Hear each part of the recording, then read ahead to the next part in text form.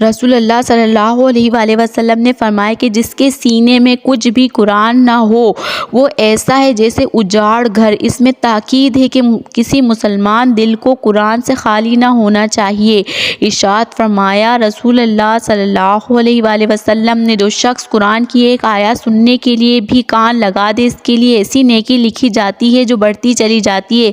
اس بڑھنے کی کوئی حد نہیں بتلائی۔ خدا تعالیٰ سے امید ہے کہ بڑھنے کی کوئی حد نہ ہوگی، بے انتہا بڑھتی چلی جائے گی، اور جو شخص جس آیات کو پڑھے وہ آیات اس شخص کے لیے قیامت کے دن ایک نور ہوگی جو اس نیکی کے بڑھنے سے بھی زیادہ ہے۔ اللہ اکبر! قرآن مجید کیسی بڑی چیز ہے کہ جب تک قرآن پڑھنا نہ آئے، کسی پڑھنے والے کی تلاوت کان لگا کر سن ہی لیا کرے، وہ بھی ثواب سے مالا مال ہے۔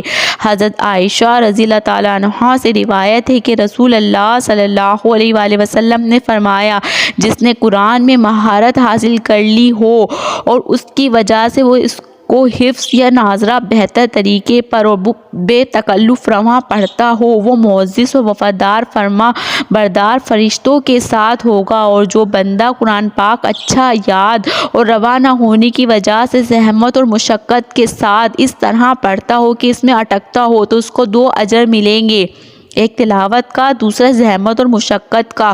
حضرت عبداللہ بن مسعود رضی اللہ تعالیٰ عنہ سے روایت ہے کہ رسول اللہ صلی اللہ علیہ وآلہ وسلم نے ارشاد فرمایا، جس نے قرآن پاک کا ایک حرف پڑھا، اس نے ایک نیکی کمائی۔ یہ ایک نیکی اللہ تعالیٰ کے قانون و کرم کے مطابق 10 نیکیوں کے برابر ہے۔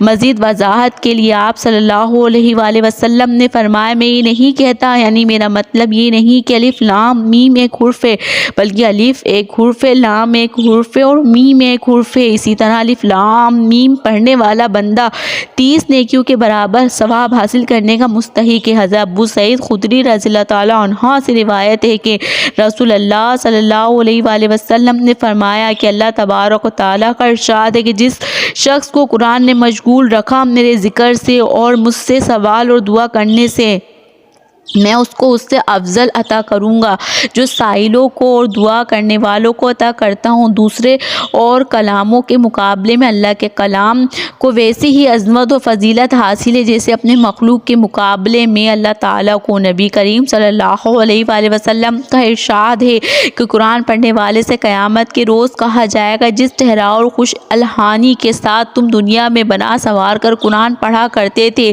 اسی طرح قرآن پڑھو اور ہر آیات کے علم میں ایک درجہ بلند ہوتے جاؤ، تمہارا ٹھکانہ تمہاری تلاوت کی آخری آیات پر ہے، یعنی جب تک پڑھتے رہو گے درجات بلند سے بلند ہوتے جائیں گے۔ حضرت عثمان رضی اللہ تعالیٰ عنہ سے روایت ہے کہ رسول اللہ صلی اللہ علیہ وآلہ وسلم نے فرمایا، تم میں سے بہتر اور افضل بندہ وہ ہے جو قرآن کا علم حاصل کرے اور دوسروں کو اس کی تعلیم دے کر۔ لیکچر پسند آیا ہے تو لائک اور شیئر ضرور کریں۔